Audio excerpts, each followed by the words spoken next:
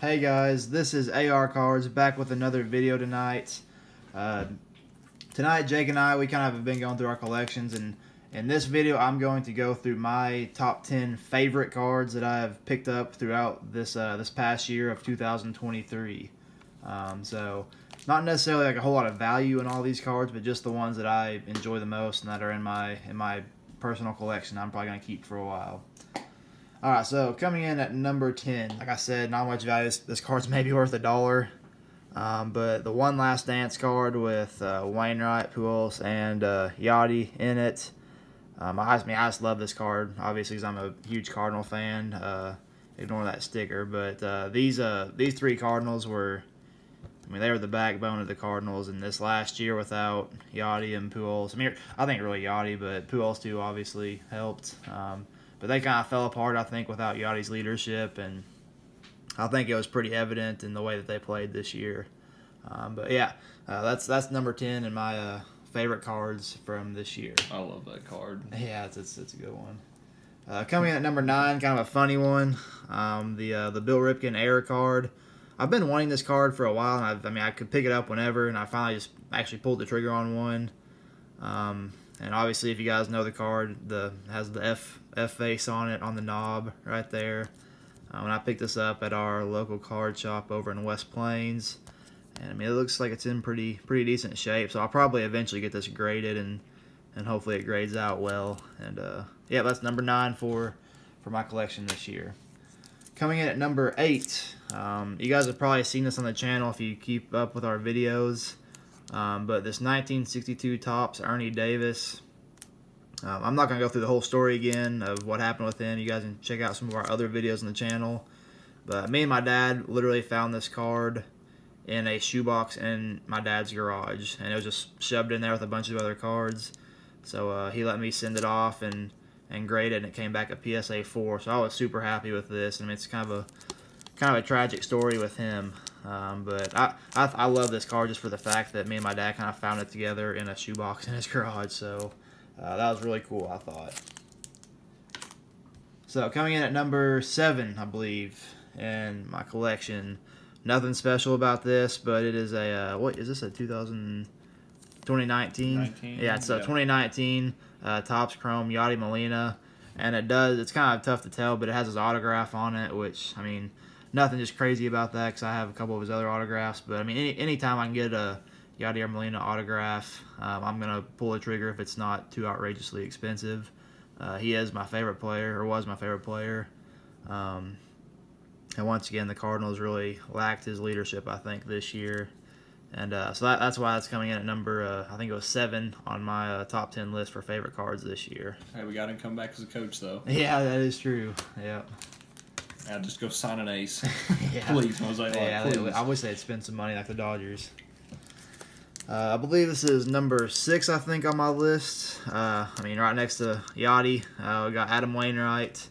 This is a 2004 Bowman Sterling. You guys have also probably seen this on our channel if you watch our videos. But I picked this up at a card show in Paragould, I believe. And I sent it off to get graded, and it came back at 10, which I was kind of surprised, but I was very happy with it. But it has his autograph and patch.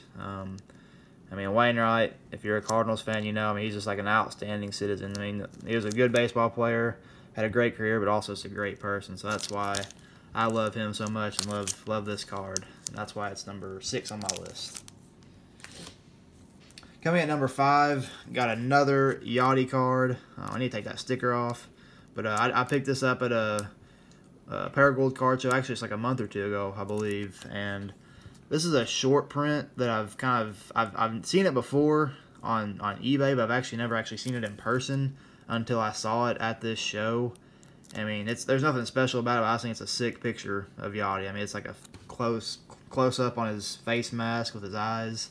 And I thought it was a sweet looking card, and I know I've liked it for a while, so I went ahead and pulled the trigger on it and picked it up at the Paragould card show just a couple months ago. And that's number 5, I think, on my list. So coming in at number 4, I have this 1968 Topps Superstars card in SGC 5. And kind of the funny story about this one is I actually bought one raw on eBay, and you guys can go check out our fake card video if you haven't watched it yet, and that's kind of a spoiler, but it came back fake. And this is not that same card, obviously. It kind of all worked out in the end because I bought that fake card off eBay, but then a couple months later, my dad bought me this one for my birthday, so I still was able to get a legit card of it. And I just love this card. It has 3 all-time greats on it with Killebrew, Mays, and Mantle, and it was kind of on my list for a while, and I was finally able to get it and get it off my list. So that is number 4 on my list for this year. So coming in at number 3 on my list. This honestly could have been number 1. I mean, it's my number 2 and number 1 are awesome also, but I love this card, and I've wanted it for a while. But it's a 1958 Topps Mantle Aaron World Series batting foes. I just love the way the colors kind of look on this card. I mean, it has Mantle and Mays, or and Aaron, sorry, obviously on it. But I kind of had it on my list for a while, and it was kind of tough to find one just with like the pricing. I wanted to get like a lower grade one because I didn't want to spend just a whole lot of money on it. So it was kind of tough to find one that was still decently centered in a low grade that was a reasonable price. But I think I got this one on eBay for under $100, I think. So I was really happy with it. There was a little bit of a crease on it, but it's really not just super noticeable. So I was super happy with that one, and that's why that's number 3 on my list. I love that card. Yeah, it's just a cool looking card, I think. Coming in at number 2 on my list is a really cool one. This 53 Topps Satchel Paige SGC 1.5, and I mean really for a 1.5, it's a pretty solid looking 1.5. I think it could have maybe pulled off a 2, but there's a little spot on his eyebrow right there. The corners are a little soft.